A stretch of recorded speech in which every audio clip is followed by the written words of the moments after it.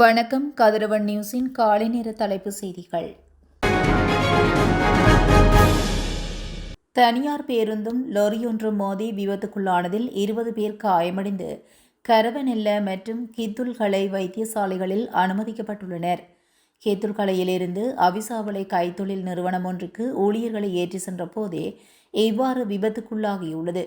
இந்த விபத்து நேற்று காலை புதன்கிழமை இடம்பெற்றுள்ளது. குறித்த தனியார் பேருந்து நிறுத்தி வைக்கப்பட்டிருந்த நிலையில் எதிர் திசையில் வந்த லொரி வேக கட்டுப்பாடு இழந்து பேருந்துடன் மோதியுள்ளதாக போலீசாரின் ஆரம்பகட்ட விசாரணையில் தெரிய வந்துள்ளது. லொரியின் சாரதி நுவரெலியா பிரதேசத்தை சேர்ந்தவர் என்பதுடன் அவர் எட்டியாந்தோட்டை போலீசாரால் கைது செய்யப்பட்டுள்ளார். இது தொடர்பான மேலதிக விசாரணைகளை எட்டியாந்தோட்டை போலீசார் மேற்கொண்டு வருகின்றனர். பாதாள உலக தலைவர் சஞ்சீவகுமார சமரரத்ன கொலை வழக்கின் முக்கிய சந்தக நபரான இசாரா சவ்வந்தி உள்ளிட்ட 6 பேர் நாட்டிற்கு அழைத்து வரப்பட்டுள்ளனர். நேபாளத்திலிருந்து நேற்று நாடு கடத்தப்பட்ட குறித்த 6 பேரும் கட்டுநாயக்க விமான நிலையம் ஊடாக நாட்டிற்கு அழைத்து வரப்பட்டுள்ளனர். நேபாளத்தில் நேற்று முன்தினம் கைது செய்யப்பட்ட பாதாள உலக குழு தலைவர் சஞ்சீவகுமார சமரரத்ன அல்லது கனைமுல்ல சஞ்சீவ கொலை தொடர்பாக தேடப்பட்டு வந்த இசாரா சவ்வந்தி என்ற பெண்ணே சந்தக நபர் இலங்கை வந்தடைந்துள்ளார்.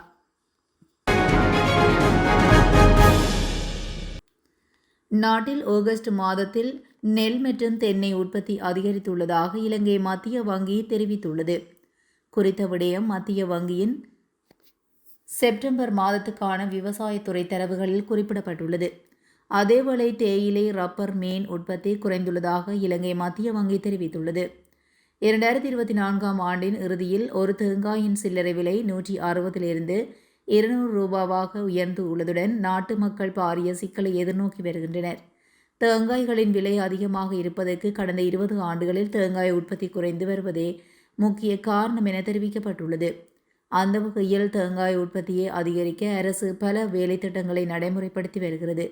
இந்நிலையில் 2024ஆம் ஆண்டில் ஆகஸ்ட் மாதத்துடன் ஒப்பிடுகையில் இந்த வருடத்தின் ஆகஸ்ட் மாதத்தில் தென்னை உற்பத்தி 17.8% அதிகரிப்பை பதிவு செய்து நிலையான வளர்ச்சியை பிரதிபலிக்கின்றது.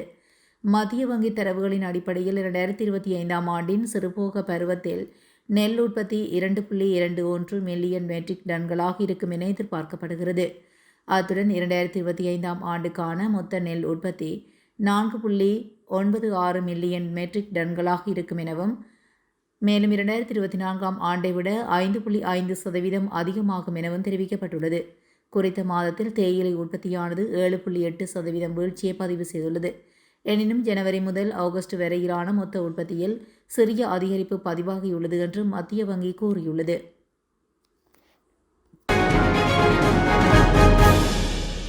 மோசடியான முறையில் வங்கிக் கணக்குக்குள் ஊடுருவி 50,69,610 ரூபாய் பணத்தை திருடிய 4 சந்தக நபர்கள் கைதாகியுள்ளனர். சந்தக நபர்கள் குற்றப்புலனாய்வு திணைக்களத்தின் கணனி குற்றப்புலனாய்வு பிரிவின் அதிகாரிகளால் நேற்று முன்தினம் கைது செய்யப்பட்டுள்ளனர். குற்றப்புலனாய்வு திணைக்களத்தின் கணனி குற்றப்புலனாய்வு பிரிவுக்கு கிடைத்த முறைப்பாட்டின் அடிப்படையில் மேற்கொள்ளப்பட்ட சுற்றி வளைப்பின் சந்தக நபர்கள் கைது செய்யப்பட்டுள்ளனர். கைது செய்யப்பட்டவர்கள் தெகிதினிய மற்றும் முருதலாவ ஆகிய பிரதேசங்களில் வசிக்கும் 30 முதல் 38 வயதுக்குட்பட்டவர்கள் என தெரிவிக்கப்பட்டுள்ளது. யாழ்ப்பாணம் கோப்பாய் போலீஸ் நிலையம் தற்காலிகமாக யாழ்ப்பாணம் போலீஸ் நிலையத்துக்கு மாற்றப்பட்டுள்ளது. கோப்பாய் போலீஸ் நிலையம் ராசபாதை வீதியில் தனியாருக்கு சொந்தமான காணிகள் மற்றும் வீடுகளை அடாத்தமாக கைப்பற்றி அமைக்கப்பட்டிருந்தது. யாழ்ப்பாணம் மாவட்ட நீதிமன்றத்தின் உத்தரவுக்கு அமைய இந்த நடவடிக்கை மேற்கொள்ளப்பட்டுள்ளது. அந்த போலீஸ் நிலையம் 8 சிவில் மக்களுக்கு சொந்தமான 8 வீடுகளில் இயங்கி வந்த நிலையில் அந்த வீடுகளில் 7 வீடுகளை மீண்டும் அந்த நபர்களுக்கு வழங்குமாறு நீதிமன்றம் உத்தரவிட்டுள்ளது. இதற்கு அமைய நேற்று அந்த வீடுகள் நீதிமன்ற அதிகாரிகளால் அவற்றின் உரிமையாளர்களுக்கு வழங்கப்பட்டதாக போலீசார் தெரிவித்தனர். அதன்படி தற்காலிகமாக அந்த பகுதியின் முறைப்பாடுகளை யாழ்ப்பாணம் போலீஸ் நிலையம் ஏற்கும் என தெரிவிக்கப்பட்டுள்ளது. தற்போது பாதுகாப்பு காரணங்களுக்காக கோப்பாய் போலீஸ் நிலையத்தின் ஆயுத கிடங்கு யாழ்ப்பாணம் போலீஸ் நிலையத்துக்கு கொண்டு செல்லப்பட்டுள்ளது. இன்னும் 2 மாதங்களில் கோப்பாய் போலீஸ் நிலைய மீண்டும் ஸ்தாபிக்க நடவடிக்கை எடுக்கப்படும் என உயர் போலீஸ் அதிகாரி ஒருவர் தெரிவித்தார்.